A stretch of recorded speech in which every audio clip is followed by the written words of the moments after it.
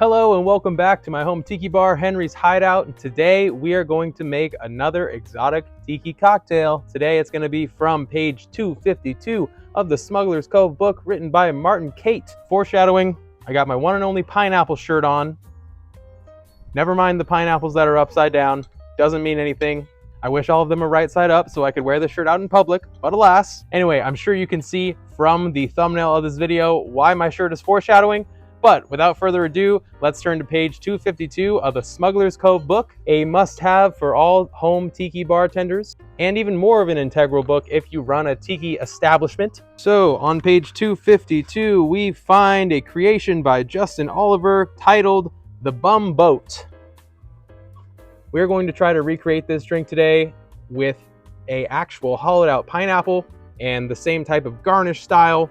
But we will be doing a couple things differently because I have made this drink twice in the past and I found it overwhelmingly pineapple and all the other ingredients were kind of getting lost for me. So instead of the 1 ounce of rye, we're going to be using Wild Turkey 101. And instead of the 1 ounce of blended lightly aged rum, we're going to be using 1 ounce of the Overproof Wray and Nephew Jamaican white rum. Everything else we're going to do the same. But yeah, I'm excited to see if this comes out any better, any more balanced than the original version, which I have made 2 times before. And yeah, let's get into it. I guess the first step is to hollow out a pineapple. So for the Bumboat, you will need 1 ripe pineapple, a fresh lemon, pure almond extract, Bitterman's Tiki Bitters,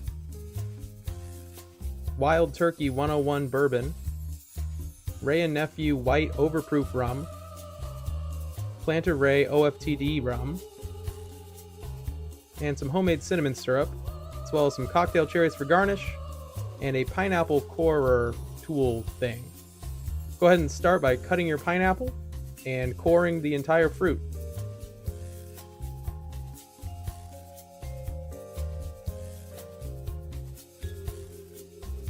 There was already 1 ounce of juice waiting for me in the pineapple, but ultimately we need 2. I'm going to take the rest of that pineapple and juice it.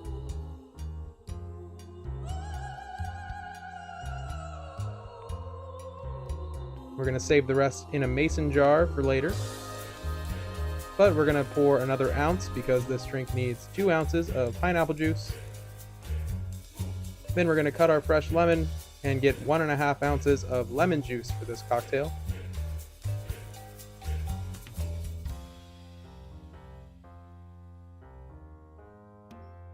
Next, we're going to do 0.75 ounces of a homemade cinnamon syrup.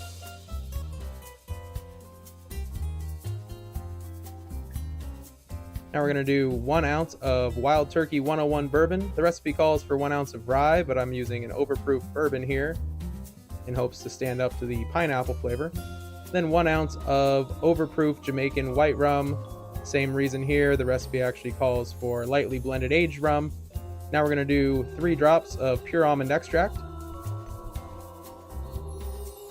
And we'll follow that up with 6 drops of our Bitterman's Tiki Bitters. Go ahead and transfer the drink into your shaker tin. Throw in a little skosh of pebble ice and give that mixture a nice hard shake.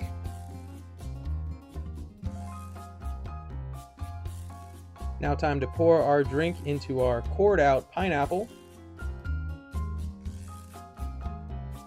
And you could just put a straw in there and throw the lid on and it would look something like this. But I'm going to garnish as the Smuggler's Cove book portrays, so we're going to go with a couple pineapple fronds. That's actually not in the book, but we are going to do the umbrella in the center with 2 cherries. And there it is, the Bumboat. And just like that, guys, here it is, the Bumboat, created by Justin Oliver from page 252 in the Smuggler's Cove book. First drink I ever made in a hollowed out pineapple. It looks freaking awesome. So yeah, here we go. Put the lid on the side here. Bumboat. Now, mind you, I have made this before, but I've made it with rye and I've made it with the recommended rum instead of the stronger in flavor rum. So let's see if my slight altercations work better or worse for me here.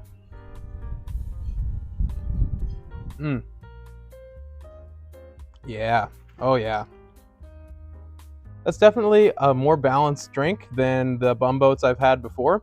So before I've used Plantation 3-Star for the lightly aged blended rum, and then I've just used a 40 proof rye for the rye. But instead today we use the Wild Turkey 101 as the bourbon instead of rye. And trust me, I'm usually a fan of rye, but this is a high proof bourbon that I had instead of a high proof rye. I just didn't have a high proof rye. The bourbon, it works out really well. You can actually taste a little bit of it. It comes through. It's not fiery by any means, but you can definitely taste the spices from the bourbon. Oh my gosh, I forgot. Dude, forgot this. This drink actually calls for a 3/4 ounce float of Overproof Demerara. So here we go. We're gonna float this live on the camera. And I think I missed like half of it. All right, well, we tried it without the float. Now let's mix that in a little bit. All right, now let's try the full-fledged drink, shall we? Oh yeah. Oh, yeah, man. That float. I mean, pineapple can just do anything.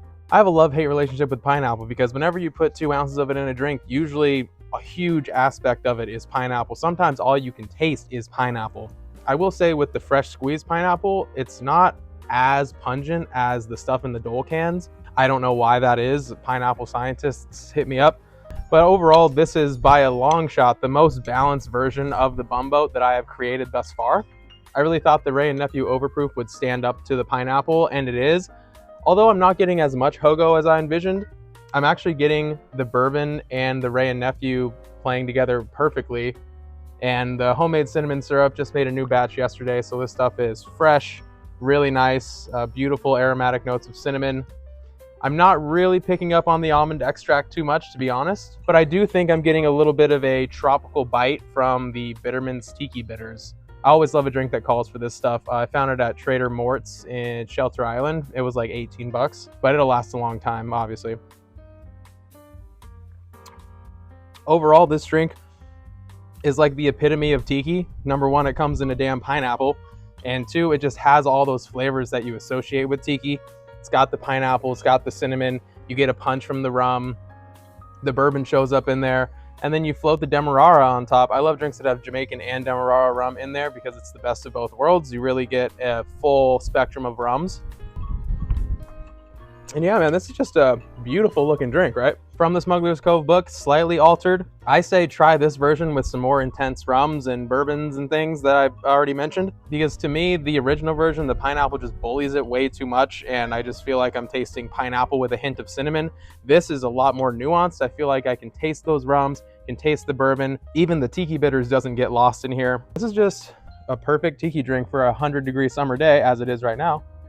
So guys, go out, make the Bumboat, comment down below what you thought of it. Do you have these exact rums? Are you gonna use this recipe? If you do, let me know how it compares to the original. Thanks so much for watching. I will see you guys next week. Aloha, cheers. That's good. I still have a little bit, I didn't finish the whole thing on camera today, so I'm actually gonna go in the pool, enjoy my crazy ass Tiki drink here. I love Tiki, man. See ya.